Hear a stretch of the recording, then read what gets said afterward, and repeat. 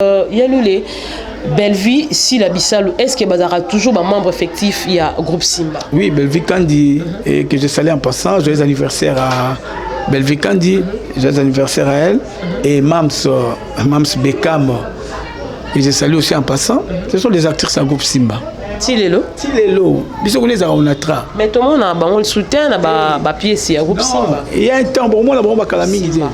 Qu'est-ce qui cloche entre les deux? Parce que les lots internet tombent sur le tout aux qui a lobo yo kaka et loco bimi entre Sida et Belleville Conti. Et l'autre n'y a rien qui s'est passé entre les deux. C'est ça. Moi les logo les kawana bino ba internet ba pour pesango valeur makasi. Moi je les félicite, je félicite Belleville Kandi, je félicite SB. Puis ce sont les deux femmes oyo ba sali exception. Hein? Bah bougie bah ningisi parce que les lots sont comme l'internet pour otier émission no pour batala so miniature otier Belleville otier silaté batala té c'est comme ça départ mo mabé hein chacun d'elle attend la coin naie a osa musa la marque naie siko mona batu balingi batombo la ba makamusu d'une manière ou d'une autre bon en fait. Là, maman, bon, franchement parlant, moi je ne m'intéresse pas à ça. Moi je regarde seulement le travail, ce qui se passe, et puis le reste c'est la balle chez moi, ça entre ici, ça sort de l'autre côté. Il y a ce qu'on appelle semer des troubles. Il y a des fans, faux vrai. Faux vrai. Musu sur le quoi côté à côté azana bakukte akene fingisa babaku kapamba faut vrai musu a olinga ça azana famille botate alati casquette mabe a oluka afingisa famille bota c'est ça. Est-ce que famille bota ba obenga osusu ke ko sala kuna? Non, pourquoi pas si on m'appelle et qu'intervention je pars na salle la première leçon que sangisi biso c'est notre métier. Les amis musu na biso théâtre. À part ma fidélité, ma biloko assez le bon à part ça, non que nous le temps qui, non que nous le temps d'acteur. Je viens, j'exerce métier dans et puis je pars. C'est pas bon, c'est pas bon. Celui-là ou bien celle-là, comme si acteur privé naïe. Mais c'est un être humain comme toi. Là, la vie au total, les hauts et les bas. Si aujourd'hui, c'est lui, bien c'est toi, tu es tout sur ma côté. Tu commences à parler du mal, ce qui est loyaux et comme il est contraire. C'est pourquoi il faut être neutre dans la vie. Pour toi, quel est le décor? Non. Lève du maître parce que tout le monde est surnommé. Si on va surnommer, il y a un décor. C'est habité. Les décors sont des poisons. Poison? Poison, il y a blague. Moi, non. Oui, nous sommes payés chaque fin du mois. Chacun de nous a son enveloppe. Salaire à estimation combien? Non, c'est ça c'est. $20, $30.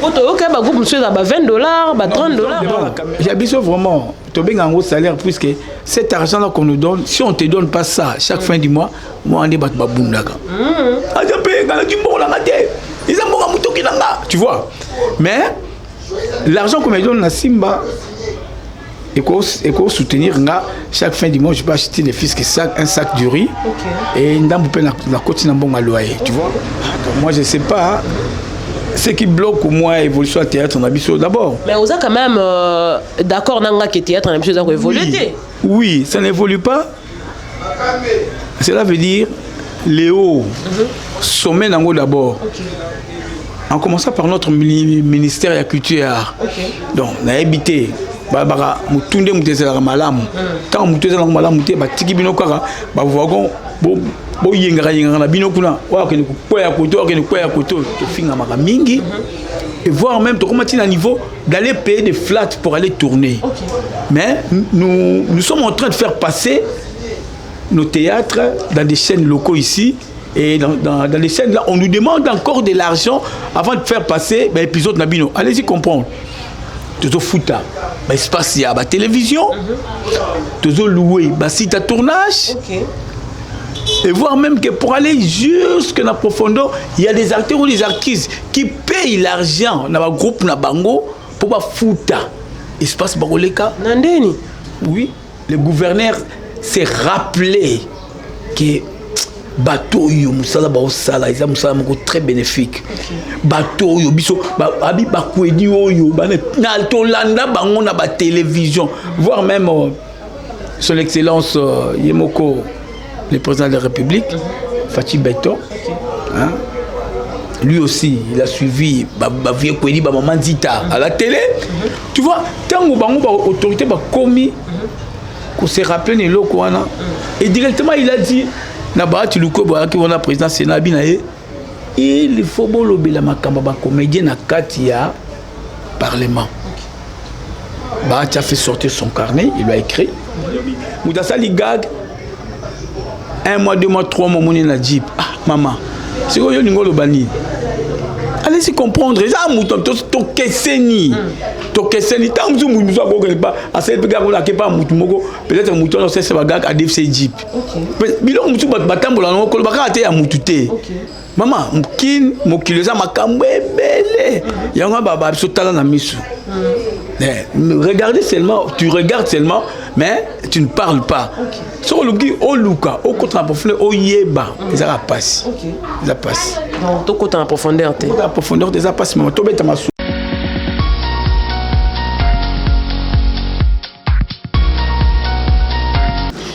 Merci à vous tous qui nous suivez en ce net moment sur Afrique Centrale Télévision, fidèles amis internautes, notre cher abonnés de notre chaîne, bonjour et bienvenue dans votre émission Masolo. Naomi Ayaba toujours à votre service et je dis un grand merci pour vos soutiens, les soutiens qui viennent de partout. En tout cas, nous sommes vraiment infiniment reconnaissante à vous. Napesi Mbotepe, merci Mingi na Francis Mavin puis depuis Orléans en France, moi la mobile lokolo pepele.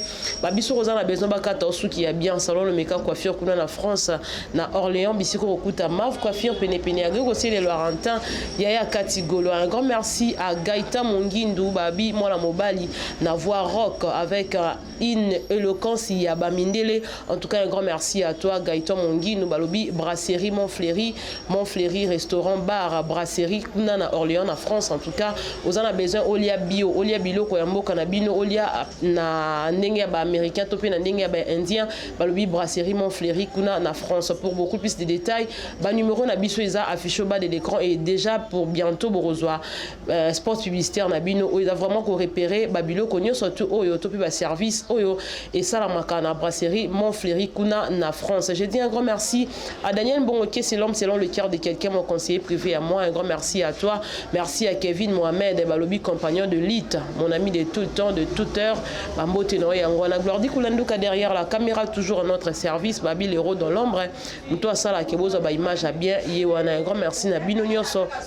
Surtout na ko bossa na te kopé sambote na mama bijou elemba partenaire privé na ngamo ko mwana mwasi ya motema malamu moto nzambe asala po azala kana service ya batu une femme serviable bambote na yango wana. Un grand merci à ICHF 13 étoiles mobala mama bijou tiangani mama bana mon motivateur en tout cas bambote na yango wana. Pour ne pas aller très loin avec le mabanga na que tout au long ya émission bato to pesi moto tout kopé sambote to se pencher aujourd'hui na ngambu ya ba actualité ya bande ko na biso ya théâtre les loto ko solo la na Léandre Lutumba affectueusement appelé Yaloulé et pas ya ba petit na eto pepa bato balingaka eto ko beta un peu li solo ya o etali makambo ya théâtre to ko solo la makambo ni surtout bino boyebi ba question bozana vraiment besoin to ko tuna yango awa na kati ya émission oyo na pesi pe mbote na bande ko surtout ba comédien oyo ba landaka biso to pe o ba soutenir biso to travailler na bango d'arrache-pied déjà avec la permission de Glordi Koulandou car so za vraiment d'accord fongo la plateau to ko Yaloulé to banda ma solo na biso.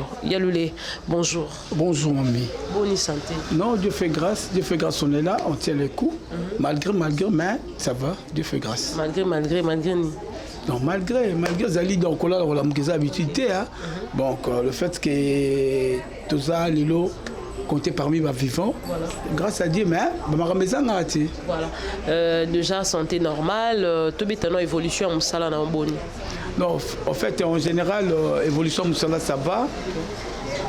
J'évolue très bien. Là où je suis, dans le groupe Simba, tout pour l'autorité morale, Forcé Sougar et Lombé. Hein? Je suis là, j'évolue très bien. À part ça, il y a encore d'autres partenaires, de part et d'autre, qui ont collaboré en Abango. on est là, on est bien. Voilà. Si on peut parler de Yaloulé, brève histoire, il y a Yaloulé surtout concernant sa carrière théâtrale. Qu'est-ce qu'il faut que déjà les gens retiennent de Yaloulé? Bon, s'il faut parler de moi d'abord, concernant ma carrière artistique, donc j'avais commencé le théâtre quand j'étais encore dans l'église catholique et dans Saint-Éloi. Baba na barumba vraiment na barumbu donc bayebi, entre autres il y a Maki a dit na Bruxelles moté ma mère doublée. Il y a Maki a dit na Bruxelles moté ma mère doublée. Yo yebi ya Maki. Bon mami beaucoup fili hein. Donc bana bon marché à Tongo, j'avais commencé ma carrière là-bas. Lelo Oyo, je continue. Na bandaki na église catholique, j'avais entamé d'aller collaborer avec Kabamba Massassi, na groupe Kabamba, et en quittant Kabamba Massassi, jusqu'aujourd'hui, je suis chez Lombe, l'autorité morale. J'ai continué à évoluer, si le long n'a vendu l'autorité morale. Pour banda carrière, on est qui déjà. Bon, ça l'a été depuis longtemps, je ne pouvais pas avoir l'idée encore s'il faut rentrer en arrière, n'a pas de compter, bon en fait. On a le groupe Nzoï, le groupe Salongo, j'avais déjà retrouvé le groupe Nzoï qui sur place. Pour le groupe Nzoï, doyen, et le groupe Salongo était déjà sur place. À cette époque-là, moi je collaborais avec Massassi, na Elombe, et j'étais comme Ngembo, je les accompagnais dans le tournage du groupe Salongo. Allez-y, il faut calculer, le groupe Salongo existait. Moi j'étais déjà sur le terrain, mais je ne jouais pas dans des troupes théâtrales, mais je jouais dans le théâtre église. Voilà. Yaloulé, après qu'on quitté le groupe, il y a Papa Massassi, Yaloulé directement à s'attacher avec Papa Elombe. Déjà combien d'années depuis dans le groupe Simba? Non, la Coupe Simba, bientôt la Coupe Simba va totaliser 23 ans. Moi, j'ai au moins 19 ans de carrière dans Simba. Depuis que j'avais entamé Simba jusqu'à aujourd'hui, je suis là. Voilà. Qu'est-ce qui justifie la fidélité à Papa Loulé dans le groupe Simba? Parce qu'il y en a, au Bobandana, on peut théâtre dans le groupe Simba, mais les autres ont tous bazar sauté. Bamsous Bakenda ba créer ba propre groupe na bango, Bamsous Bakenda pe kosa Bamsous. Mais il y a Loulé plutôt 19 ans de carrière dans le groupe Simba. Fidélité wana, ils ont justifié nani? En fait, moi c'est ma façon d'y être. J'aime pas avoir cet esprit-là. Il y a Longwaka là où je suis. Donc, ce qui prouve fidélité dans le groupe Simba, cela veut dire on s'entend très bien avec le président François Soukari Lombe que je salue en passant. Donc, au moment où je vous parle, je suis le directeur artistique adjoint dans le groupe Simba. C'est que je mérite beaucoup. J'avais commencé comme tout le monde, acteur simple, par après, comme régisseur, par après, script et tout comme ça. Jusqu'aujourd'hui, comme directeur artistique adjoint, allez-y comprendre. C'est qu'on se collabore très bien. Et pas il y a autorité morale, les alliés, tu viens, tu prends la matière, quand tu maîtrises ça, ce qu'on dit qu'il y a un savoir, et pas naïo, mais il te laisse l'opportunité. Hein. Lui, il est là. À un esprit, on a été au contrôle à tout. Lui, il laisse les gens aux la libre.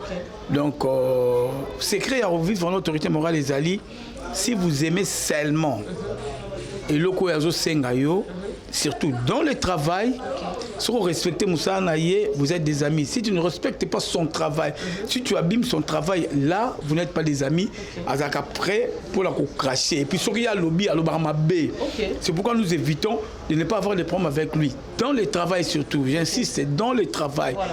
Quand il est en train de donner la matière, si toi tu es là, aux Hollandais avec beaucoup d'attention, et lui-même, il va voir que celui-ci ou bien celle-là est en train de maîtriser ce que je suis en train de te donner. Au fur et à mesure, tu dois progresser avec lui et tu dois gagner cette fidélité-là. Voilà. Papa Elombe, ces derniers temps, Penza, les sous visibles étaient dans le groupe Simba. Ils pourquoi? Non. Azane Kara, c'est lui, le président et le directeur artistique du groupe. Mais vu le métier naïe, qui est avocat, donc Azane, un pied dedans, un pied dehors. Mais c'est lui qui dirige toujours. C'est son groupe, hein. Il est Moutaza PDG, les entreprises naïe. Nous sommes derrière lui chaque jour. Chaque jour, la répétition, il est ensemble avec nous. Et Nabiro, chaque jour, il est là. Hein, c'est ça.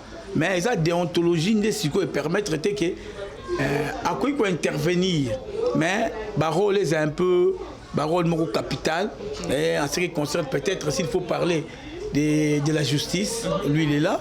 Comme il a la matière, il va nous faciliter la tâche de faire éclairer le public. La zone d'ombre est éclairée. C'est ça. Mais il est toujours là dans le groupe Simba. Voilà. Papa Loulé, 19 ans dans le groupe Simba. C'est vrai qu'aux Aranabiti, dans l'Ongora, pendant qu'il n'y a pas de groupe Moussoussou, mais quand même, aux Aramoitons, il y a Rokoto, et puis le président, il y a un groupe Moussoussou. S'il faut établir parallélisme entre Papa et Lomé Soukar, il y a groupe Simba. Il y a un président Moussoussou, il y a un groupe Moussoussou. Différence c'est qu'aux Alani, côté fort, côté faible. Il est exceptionnel. Okay. Sans blague. Sans blague, je ne sais pas qui je peux comparer avec Lomé. Là, ça n'engage que moi-même. Puisque je suis tout près de lui. Okay. Sa façon d'être, sa façon de vivre avec nous. Bon, je crois... Je ne sais pas, je n'ai pas jugé les autres, mais rester tout près de l'autorité morale, ça sent... Et là, il y a très fort. Bon. Les autres sont des êtres humains comme lui, mais le col en a poussé na pembe na bangote. To vivant mingi te na makambetali musala, donc on a go jugé bangote, mais lui il est formidable. Rester tout près de lui, ce que Jésus m'a l'été, c'est que aux Azoba. Oh. Tout le monde, oui, je te dis, tout le monde qui est tout près de l'autorité morale, ce qu'à déplacer à quelque part et qu'à prendre thé. Alors, à mon amour, à Zoba, preuve que vous pouvez citer tout le monde, tous ces acteurs-là. La actrice qui tout pour autorité morale, les lots bazali banda, va créer magablon à bango. Au moins, la carba combo zakaka. Biso flèche qui n'a pas l'icolo. Donc on a surtout on a tout le barak qui papé l'ombe ne jouer na quatre. Oui, qui papé l'ombe na quatre bateau. Tant que carba combo, mutusa qui libana comme l'élève du maître. Mutusa qui libana comme. On a décor. Non. L'élève du maître parce que tout le monde. Oh yo carba surnommé hier. So va surnommer net ba décor wana. C'est n'habité. Mais décor sont des poisons. Poisons? Eh, poison, il y a blague. Moi, on a cause sur scène.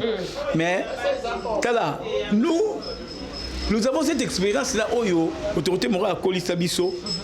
Le fait qu'on peut se aligner, il te laisse. Il est en train de te regarder.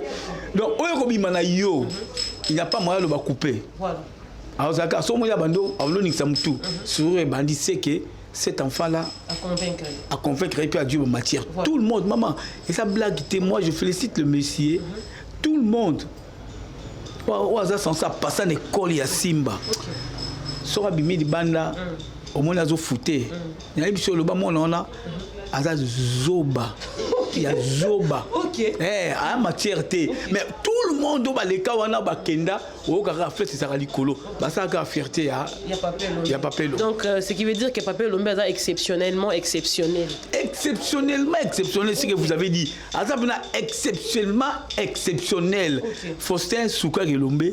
Donc, Azabna casquette, il y a ébélé. Bon, en fait, bon, c'est sa façon d'y être. Nzamba qui est là, un moussou qui se respecte. La batala ndengona, mais je ne sais pas si parmi les basoukou il y a des intellectuels nétiers. Parce qu'on a bango. Bon, là on a mon abonté. Voilà, Yaloulé, on évolue avec cette émission. D'abord, au Betili Soleil à Papelombe, Aza exceptionnellement exceptionnel, comme vous venez de le dire. En parlant peut-être des décors Ilonga, parce que ce sont bateaux basés dans la Katia Group. Décor Aya Kokuta Bayalou de la Katia Group. Lelo Oyo, directement comme directeur, il y a discipline. Alors qu'il y a eu des gens, Papa Luka ou Badayana Kati, pourquoi seulement poste wana ba octroyer qui a un décor Ilonga? Critère ni Oyo y a présenté qui pour que poste wana ils allaient toujours octroyer naï. Mais c'est ça, et on a le bien noté. Tout près à l'autorité morale Faustin Soukar et Lombe, si tu lui conviens, ce qui au convenir ni le moment, mais si tu lui conviens, il est capable, il y a là où peut te placer. D'accord est venu après. Effectivement, moi je lui encourage. C'est un acteur vraiment très brillant. C'est encouragé. Lui vraiment c'est un acteur. Quand il est sur scène, vraiment, si tu es tenté, moi quand je lui dirai s'il est sur scène, donc Namemara 2, 3, 4 motés. Je lui bref seulement que synthèse des aboyés. Et le reste, c'est à lui de nous donner ça. Et puis, quand il est sur scène, on va s'attendre que ce que tu lui as donné, il a ajouté un plus. Les colos nango, voire même un plus coûter 2, 3, 4, 5 plus. Tu vois, là, il y a acteur. Maintenant, bon, comme on est ensemble, on est en train d'évoluer, pour l'autorité morale, il a bien jugé que, bon, en fait, le fait de regarder tout le monde, c'est lui qui est capable d'assumer les rôles disciplinaires. Donc, d'accord, tu peux être là, vous allez adjoint, il y a Ursule Péchang. Bon, ça ténue, on évolue. Donc, titulaire, il y a Ursule Péchang et puis adjoint décor. Décor travaille avec Ursule Péchang. Comme moi, je suis en train de travailler avec Dacosta. Moi, je suis directeur artistique, Dacosta, directeur artistique adjoint. Le secrétaire général, c'est Luca. Et le disciplinaire, c'est Ursule Décor. Et notre agent payeur, c'est Momoti. Hein? Tu vois? Oui, oui, nous sommes payés chaque fin du mois. Chacun de nous a son enveloppe. Salaire à estimation combien? Non, non, ça c'est. $20, $30.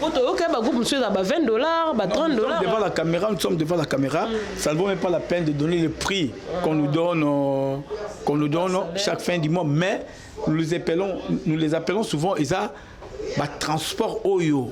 Tout paramétrage à chaque acteur pour lui permettre au moins de ne pas s'absenter dans la séance à répétition. Mais ils ont vraiment salaire comme tel. Bon, j'habite vraiment. Tu as un gros salaire puisque cet argent-là qu'on nous donne, si on ne te donne pas ça chaque fin du mois, moi on est tu vois. Mais l'argent qu'on me donne à Simba, et qu'on soutenir chaque fin du mois, je peux acheter les fils un sac de riz et une dame peut la côte d'un bon loyer, tu vois, hein, quand même ça m'épargne au moins la place Mokoboui pour ne pas que les assos. Voilà, théâtre et bandikala, je crois que théâtre et banda, théâtre populaire et banda peut-être biso sous-temps tozara na tobotamina onté peut-être tozapi projet à parents na biso peut-être peut projeter mais tito comme il est on veut dire que non, théâtre est boti déjà mais si ça. Mais il y a nous les sont total en net quand on a logique de choses théâtre congolaise et pour évoluer. Qu'est-ce qui bloque l'évolution du théâtre congolaise? Bon, moi je sais pas. Ce qui bloque au moins l'évolution du théâtre en Abisso d'abord. Mais on a quand même d'accord que le théâtre en Abisso doit évoluer. Oui, ça n'évolue pas. Cela veut dire Léo, sommet d'ango d'abord. En commençant par notre ministère de la Culture et Art. Donc, on a habité. Barbara, mutunde mutezela malamu. Tant mutezela malamu te batiki bino kaka, ba wagon bo yenga na bino kuna. Wa ke koya koto, ke koya koto. Moi je regrette beaucoup l'évolution de notre théâtre. Ça dépend de notre ministère, mais au moment où nous parlons, nous sommes rejetés. Tous on vivre là. Chacun de nous dans son coin. Moutou na moutou na groupe naïe, c'est qu'on appelle effort perso. Or, beaucoup de gens nous comparent souvent na batalibanda. Or, ce qu'on a fond, la forme et la culture nigérienne, au monde est différent. Nous ici, nous avons beaucoup d'espace. Si notre ministère avait des initiatives, on pouvait créer des centres, on pouvait créer des espaces où nous pouvons aller tourner sans avoir demandé des sites. Mais nous évoluons d'une manière ou d'une autre. Et voire même à niveau d'aller payer des flats pour aller tourner. Mais nous sommes en train de faire passer nos théâtres dans des chaînes locaux ici. Et dans les scènes là, on nous demande encore de l'argent avant de faire passer l'épisode Nabino. Allez-y comprendre. Tout au foota, espace il y a la télévision, tout au loué, site à tournage. Et voir même que pour aller jusque dans la profondeur, il y a des acteurs ou des artistes qui payent l'argent dans le groupe Nabango pour foota. Espace Baroleka. Nandeni. Oui. D'autres troupes, au moins, on a que sont comme les 25. On vous demande $10 par chacun. Moi, à partir des 25, les 30, les $10 là, quand tu dois donner ça, le président Sangui Siango, à qui a foutu chaîne et va boire les cas, les 30. Les $10, ça fait 300. À foutu qu'on a 200, 50 à foutu place aux eaux répétées, 50 on monsieur Tikali. À Royeba, à Tamsusu, à Pessinan, à caméraman, tu vois. Donc, maman. Surtout, on va nous décortiquer, réaliser tout le monde le théâtre. Biloko en surtout, ils ont freiné biso bloc il y a makambe wana tout et ça là que moi to évoluer zaté et jusqu'à ce que to bet na le bakalikambo la mettre en chaque fois les jours où notre ministère doit prendre conscience que balobi non nous allons terminer avec toutes ces histoires. Peut-être que ça sera une bonne chose. Mais Dieu va nous faire grâce. Et je remercie le gouverneur Jean-Tini Gobila, son intervention lors de la mort de Papa Koidi. Le jour où on voulait aller enterrer Papa Koidi, je ne sais pas, il y a qui Saint-Esprit, mais là, Gouv Jean-Tini Gobila. Donc vraiment grand merci à notre gouverneur. Le gouverneur s'est rappelé que bateau yo musala ba osala isa musala moko très bénéfique bateau yo biso abi ba kwedi oyo ba na to landa bango na ba télévision voire même son excellence Yemoko le président de la République Fachi Beto hein? Lui aussi il a suivi ba vieux kwedi ba maman Zita à la télé tu vois tango bango ba autorité ba komi qu'on se rappelle les locaux et directement il a dit Naba tu luko boya ki wona président Sénat binaye il faut bolobe la makamba ba comédien na katia parlement. Bah tu as fait sortir son carnet, il a écrit. Il a tourné dehors comme ça, il a regardé Dirkam naye a yebisi tu vois. Sikoyo omoni tokena luboye sans passer par notre ministère.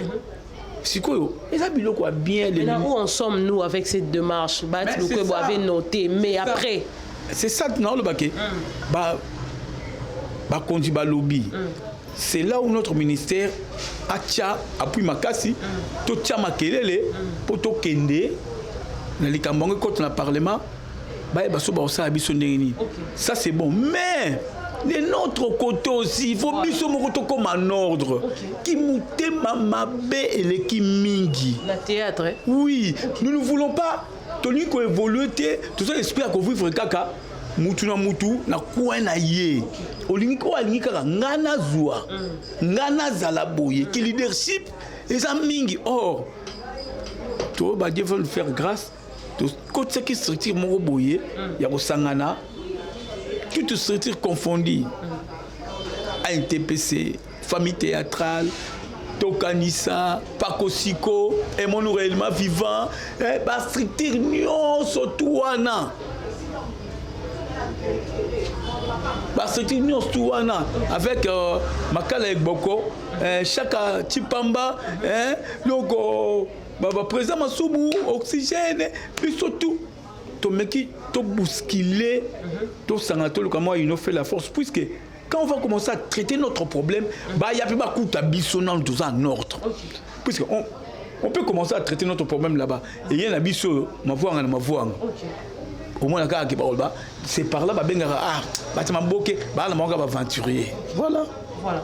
En tout cas, ils ont déjà point auto bandé que Lukatom sont soulevé, la bandé que l'andao vraiment na bokebi na yuka. Est-ce que faut que vous allez la jeter dans le gouvernement? Topé bino mo pas responsabilité gozonga pa na bino je crois que au soulever en haut mais il y a les sotobito qui ne to zonga pe na logique de choses et loko ngo et ça la ki motema mabe wana à part koza na coin na yemu na mtaninga za leader et loko nini ngo ezaka na kata théâtre o mutinyo to luka ko s'accaparer na ngo yango créer motema mabe. Moi je sais pas ki motema mabe mutuza ndenge mutabotami nango bon batu mususu habité au total au théâtre mais jusque là discernement tout le cas tu es maman question et tu as la question mark tu es la réponse T donc il y a un moment groupe ski comment trop comment banga comment bango parce que quand vous vous séparez chacun dans son coin beaucoup de gens est-ce que quand est-ce que vous retournez compris beaucoup nzamba sunga akota na mutema ya moko la moko to longa ba esprit wana to lukande union ezala. Est-ce que ko mokimote mabe mususu ko kozala dit na ba fétichisme été?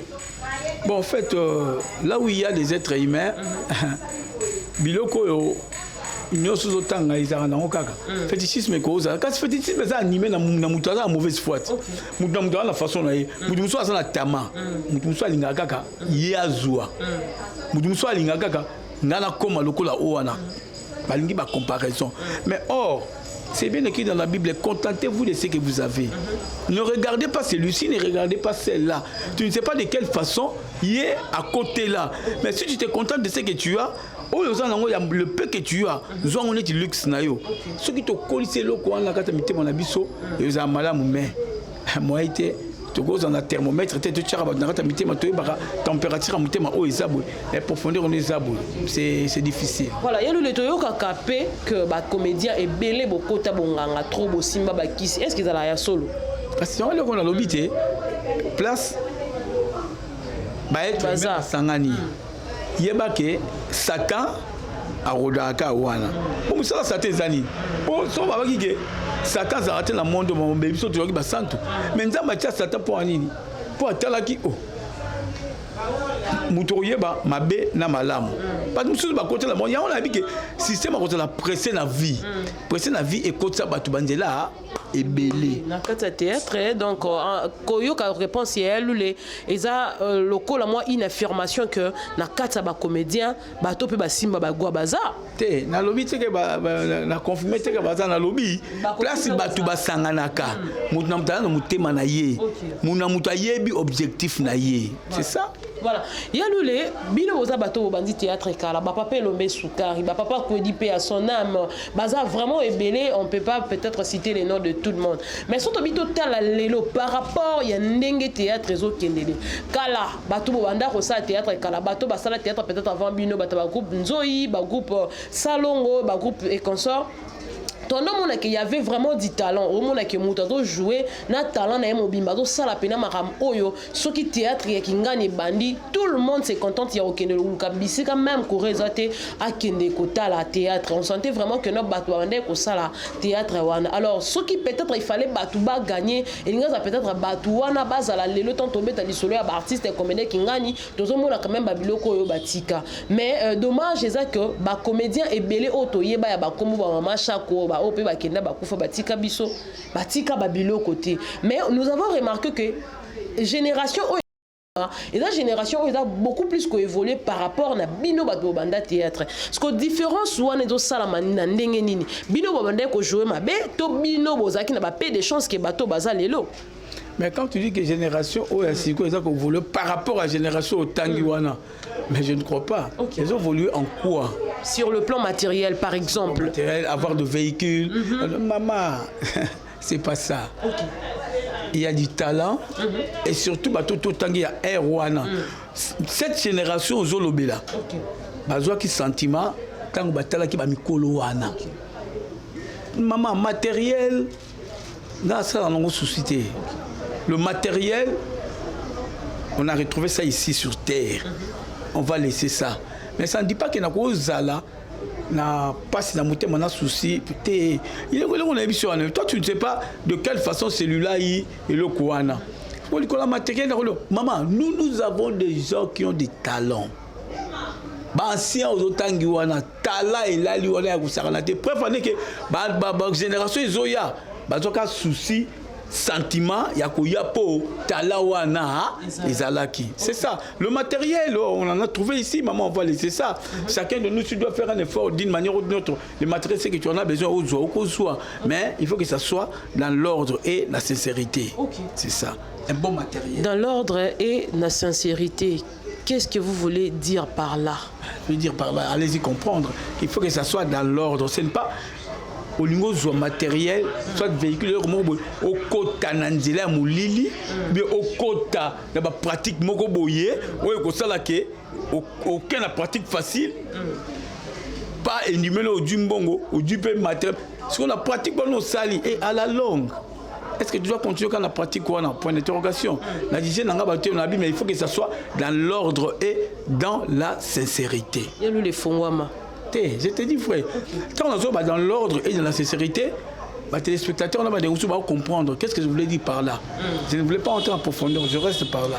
Pour au moins ni eloko wana et ça la moi pas si hein même na bateau batala bino et surtout que lelo théâtre et comment kosuka na niveau local théâtre traversa et comment ti na niveau international déjà tant au théâtre na yo na chaîne 100 000 personnes batali ce qui veut dire na bateau international batali mais comment on a peut-être que bateau oyo to yeba ki kala bazalaka penza na batalon yango mais soko tali sur le plan social ba vivra penza miete que bateau ba lelo au moins que muto bandi théâtre ka lobby a commis na jeep parce que yango bateau batou na différent c'était différent s'il faut comparer c'était différent pardon tant on a tant évolution et comme ma casse internet est moins plus rapide babilo ba YouTube babilo tu vois la temps on a les kaka tous les cas nous faisons du théâtre, la télévision locale. Télévision locale, c'est fini. Mais tu connais comme Internet avec évolution. Internet, au côté ça, au du nombre de vies, au du mongo, tu vois, différence dans par rapport à Bilo qu'on a là ça va mais si quoi mais il y a le to qui n'est pas pardon to télémano wana parce qu'il faut que batu bazala éclairer internet évolution oui mais batu to basala théâtre bazana ba chaîne na bango peut-être to ko lo bana bato bana ba chaîne na bango o ils a peut-être que produisent record ça ba gag ko ça ba filmer et à la fin du mois YouTube au foutaille mais la plupart il y a batu oh lelo ba ça ba nzonzing ba ça la pe ba gag ba ça ba filmer au moins que na chaîne te ma travailler aka na chaîne na mutu mo beton sous ko ça gag ba pc le quoi moi $30 moi $40 parce que si muta sombra jeep a sombra mutuka sombra ndako il faut soit temps économiser mais au retard que so ko bien calculer ba nombre de mois au batuana baza ko œuvrer na kati ya théâtre s'il faut banda ko calculer na ba gago ba sala na ba montant ba pesa bango au moment que pour a somba jeep il faut zoyer ba temps ébélé mais à notre grande surprise batuana bazala 1 mois 2 mois 3 mois ba mois sombi jeep la question que tu m'as posée la réponse c'est bien bon d'avoir des jeeps, d'avoir des trucs qu'on sort, mais qu'il faut que ça soit dans l'ordre. Alors, c'est comme toi, allez-y comprendre, Moudasali gag, 1 mois, 2 mois, 3 mois, mon la jeep. Ah, maman, c'est comme le bani. Allez-y comprendre, ça mouton, to keseni. To keseni, tant que vous ne pas, à cette gars, on n'a pas mouton, peut-être un mouton, c'est un gag à DFC jeep. Bilon, mouton, batambola, on a raté à moutouté. Maman, mkin mokiloza makambo ebele. Yanga baba sotala na misu. Regardez seulement, tu regardes seulement, mais tu ne parles pas. Sur le guide, au luka, au côté en profondeur, au yeba, ça va passer. Ça passe.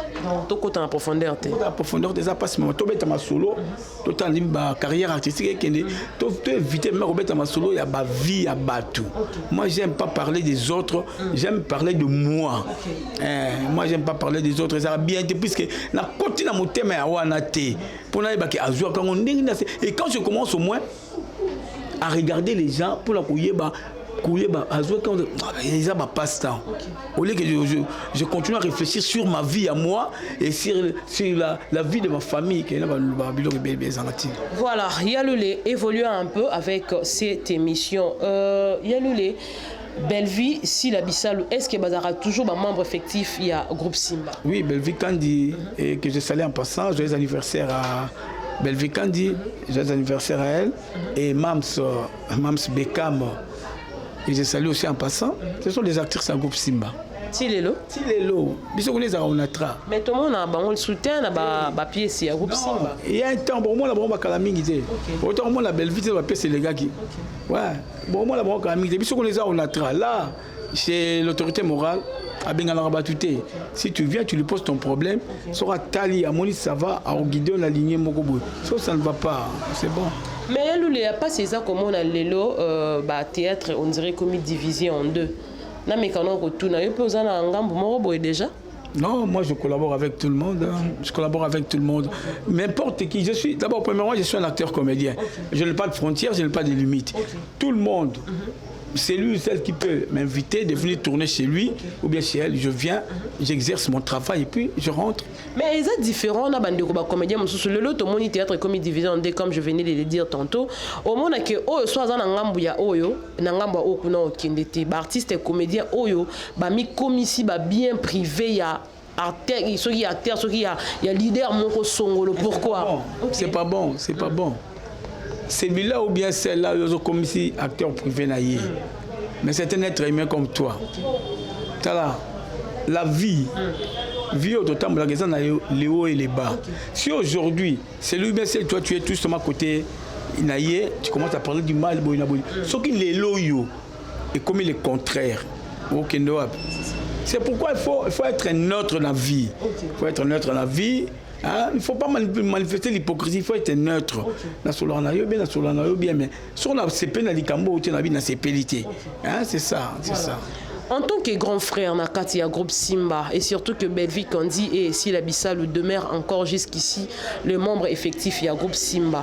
Qu'est-ce qui cloche entre les deux? Parce que les lois internet tombent sous le toit qui mis à l'obo kaka et l'autre bimi entre Sila et Belvi Kandi. Et l'autre n'y a pas s'est passé entre les deux.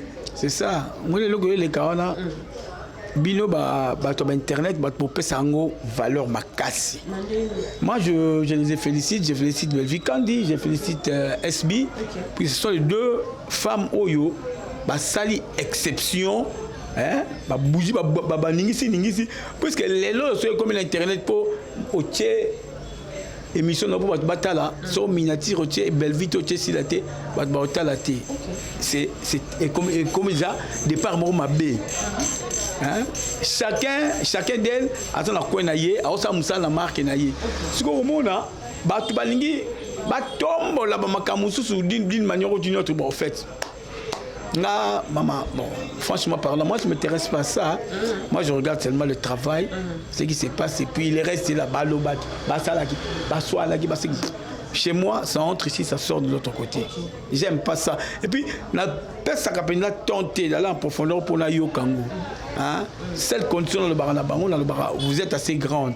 Que chacun de vous sache au moins comment se comporter. Tout ça va être humain. Surtout, mon ingana yo. Mais intéressé les autres ça là. Chacun reste dans son coin, c'est fini. Mais bon, on va aller dans la relation, tu es tout là-bas. Oh, dans la relation de pour Annie. Dans la relation de la relation. Bon, et titre que le tabou bango chacune d'elles avant na coin naé, mon to ça la marque naé. Mais bah c'est côtoyer raté. Bon, que c'est côtoyer vraiment. Mais en tant que membre de famille, tout le monde a que le clocher et clocher les sous ma casse na carte internet comme on a que la matin il y a veille mortuaire, il y a papa qui dit si je m'abuse, tout le monde a qui ici la Zakiwana et puis Belvi qui est venu après ça qui m'otété na si là et en moi nécessité qui beaucoup plus de guerre na carte internet. Alors moi je vais poser cette question et pas il y a le Ozali le grand frère il y a Batumi Balé wana. Je ne sais pas. Bon il y a raison capitale. OK. Oh ba mi balé ba yebi. Moi je ne connais absolument rien. Mais bon ça ba né à Kata groupe et surtout quand aux autres occupé poste moi il y a mené na Kata groupe Simba. Tant bo moni que no ba na mi balé à Kata famille na bino on dirait karaboyo kanizate tom suboyo quand on a mato il peut-être ça. Qu'est-ce que vous avez fait pour nous qu'est-ce qui se passe réellement entre les deux? Mais maman, devant la caméra comme ça, nous ne pouvons pas continuer à parler. Qu'est-ce que nous allons faire? Peut-être tout ça a mingi. Et l'autorité morale parle aussi beaucoup. Bon, okay. Ça, jugement, c'est que devant la caméra, qu'on commence au moins à s'intéresser au fond dans le courant, les camarades Belvin, assis, la maman, on laisse passer. Passons ça, parlons d'autre chose. Mais s'il faut couper sa conseil, couper sa conseil ni entre. Couper sa conseil, au Bakar, dans le bi, au moni. Vie et ça dans les hauts et les bas. Départ et l'autre on va mettre là tant que ça là nous bouille. Le déchet les a ratés. Mais ce que tant que comme il bouille. Et quand ça peut te commis à niveau awa. Makamuso et bimi. Ça comprendre hein? Faut départ et l'autre mon amuto aïe ba commis contrôler en soi-même. Mon amuto aïe ba commis contrôler en soi-même et puis mon amuto ça c'est ce qu'on appelle rétrospection. Qu'est-ce que moi j'ai du mal à moi? La rétrospection,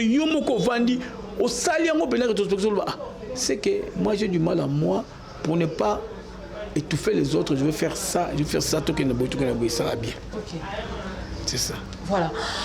Et ça bon ndengo lobby mais au moins l'autre fois tu l'as qui émission papa et lombe ou à lobby ceux qui bosimbi bananga bosimbi ngai a gangeli ba fan. Alors moi je me pose la question ya royeba est-ce que tu as fan de mbotsa bango na kata trouble to bango moko mi balende bazan na kata effectivement c'est ça. So retenir parole dans l'autorité morale ba qui sont simba nango siminga parce qu'il y a ce qu'on appelle ba semeur des troubles. Il y a des ba fans. Ça va faux vrai. Faux vrai, mususu aluka kota koto azana bakukte akene fingisa babakuka pamba faut vrai mususu alinga sala azana famille botate alati casquette mabe aluka afingisa famille botate c'est ça yango moni biloko on faut être très prudent bandi on a faut être très prudente moni biloko on sara ndengwa yango wana parce que internet est comme na vitesse moko boye mususu akola sa casquette mo be sali boye voilà. Mais est-ce que ba fan wana tout monde na ba comédien na kati? Mais kasi donc ba comédien ba comme ba fan. Maman, ça toutes ces histoires là ça va prendre fin. Je te rassure. L'un de ces 4 matins là ça prendra fin toutes ces histoires. Ça va prendre fin comment bo benga na ba comédien na ba attaché na. Là c'est un cuisine interne. Les cuisine interne. On va en parler prochainement l'émission de Vanny Bonheur sur la vie. Je t'ai dit quoi l'autre fois. Tango ba groupe wana ya bango mibale salami famille Bote salami les abako ke salami SBina Belvi Kandi nani azalaki mutu liboso ya ko contacter ya lule po aya ko jouer na pièce na ya groupe tous les deux hein j'avais mutu liboso azalaka atambona mpia bazala na kati ya nini moko c'était Belvi Kandi. OK c'était Bella j'avais joué pas à Belvi 3-4 films j'avais joué là-bas. Et j'ai écrit aussi des films, c'était le mois. C'est quoi aux autres joueurs à Picasso? À part groupe Simba? Non, à part groupe Simba, on a SB. Et à part SB, s'il y a des gens qui m'appellent, ils ont dit. Comment peut le quoi, moi, membre effectif dans la SB? Oui. J'ai voulu là-bas, tu collabores avec Kaka.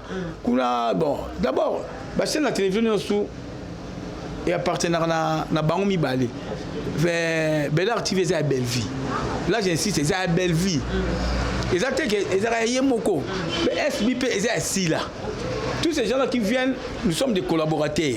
Au lieu de collaborer, c'est fini, tu pars. Hein? C'est ça. Ouais, ça va distraction. Distraction. Mais si on donne aux SB Bongo, le col à moi membre effectif il y a 4 SB. Est-ce que famille Bota Borbenga ou sous que ça non, pourquoi pas si on m'appelle. Il y a une intervention, je pars. La première chose c'est notre métier. Et ça nous sommes dans le théâtre. À part ma fidélité, ma biloko c'est le bon à part ça, non que nous le temps qui non que nous le temps d'acteur. Je viens j'exerce métier et puis je pars. C'est ça. Voilà. Et on crée problème T. Non, ça ne veut pas créer de problème. Ma vie, mon âge. Moi, je ne suis pas quelqu'un, on peut commencer à me guider, non. Mais il y a le to comme na biso na suka émission na biso comme on a to yebi ko soa na mingi za ya basi mais to comme on a na mibali ba comme soa na récemment to ko assister na guerre. Il y a tout le temps il y a anté parce que déjà qui moi passé déjà il est qui mais ndé qu'on a biso fiston ça il na ping pong et que zongi pourquoi tout ça? Ah ben non, ça fait mal hein, ça fait mal. Premièrement nous sommes des responsables. Mais je sais pas et ça moi pas si bon. Non, le on est sous Moutasalaka, on est sous Moutalukaka, et surtout devant la caméra, ça n'engage que lui-même. Ça n'engage que lui-même.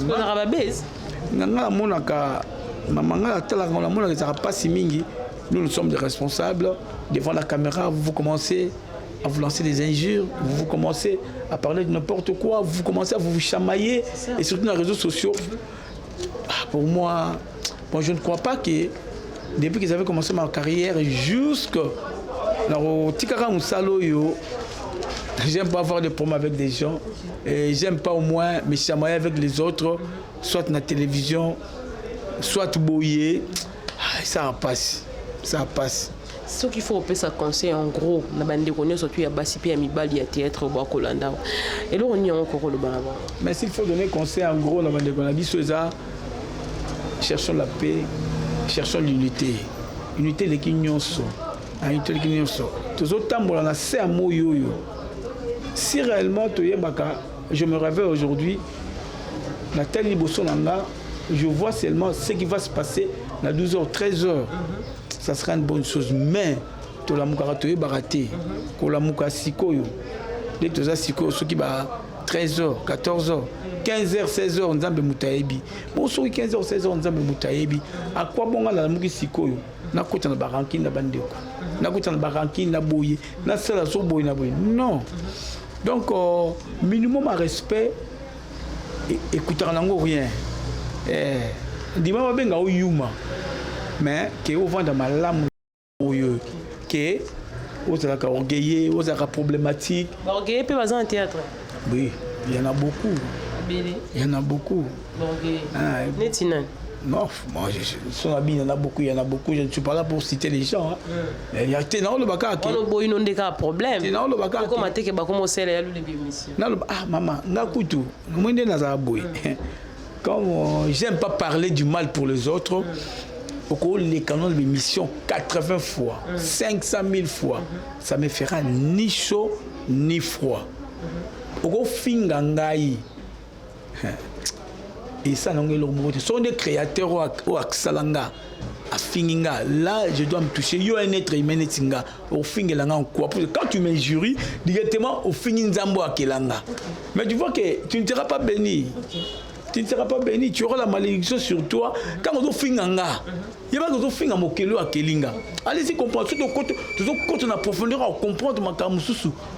La dimension mon goût maman bolingo ekota bolingo ekota to linga na pena tout ça va vrai. En tout cas, il y a l'ulé à Wande Pena Toto Chité na émission na biso. Je crois que nous avons eu suffisamment le temps pour tout mes campeurs pour le bela oizaki ba question peut-être ici on va aborder peut-être dans la prochaine émission, mais moi là le mbango et le roni ne salo moi pas si mingi na théâtre. Bon, tout ça va être aimé, bon. Maman maramba pas ces alagas, mais pour la monde en Zambie, la transport pas signé sur les seins. Ok, c'est le que ça va passer. Il y a des questions tu n'as rappelant c'est que pas sur la longo la moitié. Donc pas signé sur ça dans le monde de théâtre transport on est Singapour na ebike. Et ça tout ça batu muna mutashi a sumu kaka muna mutu abunga rapensela. Et bon nini ya motu ya ozwa na théâtre. Bon, au moment où je suis en train de continuer ma carrière, na ko tanga teke na zo puisque na carrière na ngesilité nazali pour nzamba zo pambolanga puisque moi je vis que du théâtre. J'ai mes enfants, je salue ma première fille, ma fille aînée Léandrine Amangue avec son petit frère Ogi et Stéphie avec Aka, tu vois. Avec Raïssa, tu vois, moi, quand je salue ma fille aînée, bon, père à son âme, maman, moi, maman Léandrine, et le reste est là.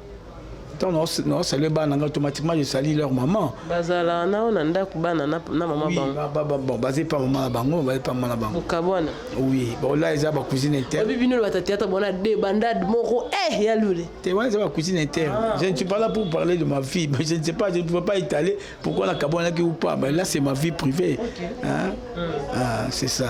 Mais, Mikolo, on a marché au Loukamère. Mère Balougari la Wenzité. Mère Balougari la Wenzité. Il faut que le Saint-Esprit a guidé. Mais Marambouana, Saint-Esprit, quand on soutient, Bobanda, Adana F, Babouaki dans Zambé, sort. Si on continue à profondeur, Saint-Esprit, quand on a Macam. Saint-Esprit, quand on a moi, le centre. Toi aussi, Awa, mot de la fin et puis ma salutation.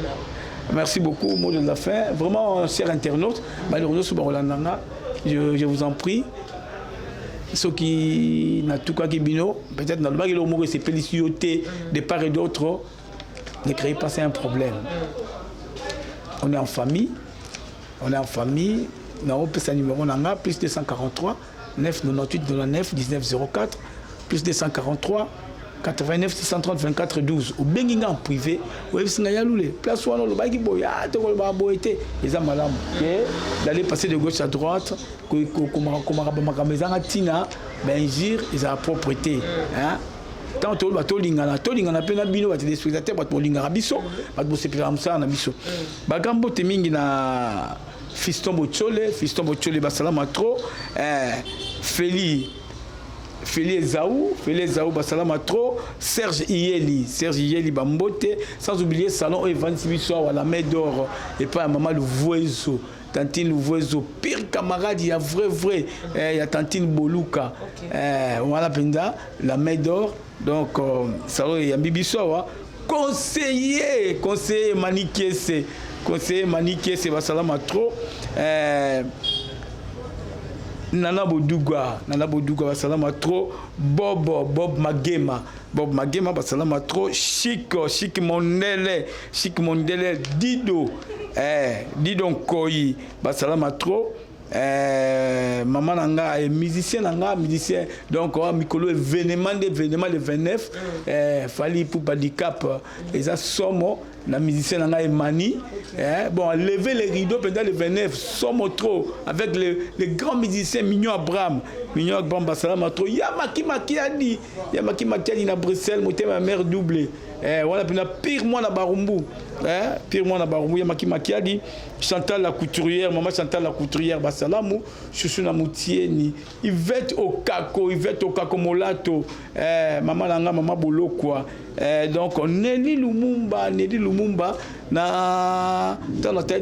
na moni digal Kadi ma vova na Yewana Oazara camarade Nelly Lumumba Ladi Kitemoko donc on a reçu qui ça Bissalou Lor les qui SB Bissalou Lor les qui SB Bissalou Lor les qui SB donc Bambo Tatro Belaro Belvi Kandi Bambo Tatro Belaro Belvi Kandi Bambo Tatro Bana Simba Nyonso Jessica Ntumba Babadi Bambo Tatro Bana Simba Nyonso sans exception Bana Simba Bana Poto Oya termi Mona Simba Mona Kokambala il y a village Kokambala Bambo Tatro sans oublier lui-même l'autorité morale François Soukar Elombe Bambo Tatro petit nanga Elvis Luyeye Angola Bambo Tatro donc ba fan nanga tout ba balinganga ici Lutangu na Janine Boto le Bambo Tatro vie nanga moko Gilbert Ndongala Bambo Tatro donc ba salam bino tout na lingi bino mingi donc Nzamba Pambola salon comptoir Mabena voilà Bena et raté comptoir Mabena na Paris, au monde directement représenté par Junior Maf, numéro Mabena, Poto et Zéa Koyinda donc, comptoir Mabena, au Tchébilo qu'on a yo, et comme il a kin, bah qu'est-ce qu'on livre, peut-être n'a qu'à parler, et ça, agence pour un comptoir Mabena, donc la Médor est par Maman le Voiseau. Moi, si Moïne, moi, si Taille, Maman le Voiseau, la Médor, donc. Merci beaucoup Nabilo Nyos. Voilà, merci beaucoup Yaloulé, Léandre Lutumba, affectueusement appelé Yaloulé, pas bâtonnier surtout, Balinga Kaye. Donc, bon, c'est pas une émission, bon, ça n'a été coupé, ça merci. Donc, Glordi Koulenduka qui était derrière la caméra. Un grand merci à Francine Mavin, puis depuis Orléans en France. Un grand merci à tout le monde au Balanda Kinga, la PC vraiment Bambo Théâtre, Nabilo tout surtout. Narobo, ça n'a été qu'on souhaitait heureux anniversaire à ma maman chérie Marie-Josée Nkouyi. En tout cas, Mbotama est là, mon ayotka et Nzambalola Abak. C'est là une femme brave qui joue le rôle de père et de mère au même moment. En tout cas, heureux anniversaire à mon collabo, mon frère qui est des dragons rouges de la presse, des tueurs des mensonges. Moi, mon balo à Botama pour abrider jamais le chèque. En tout cas, heureux anniversaire nayo Nzambalo la Abaxelo sous Mikolo Ebele au prospérer à tous égards. Un grand merci Nabilo surtout Daniel bon qui selon les cœurs de quelqu'un. Si le Dieu tout-puissant a zongi les lotés ton émission la mission d'ici là, portez-vous bien, à la prochaine.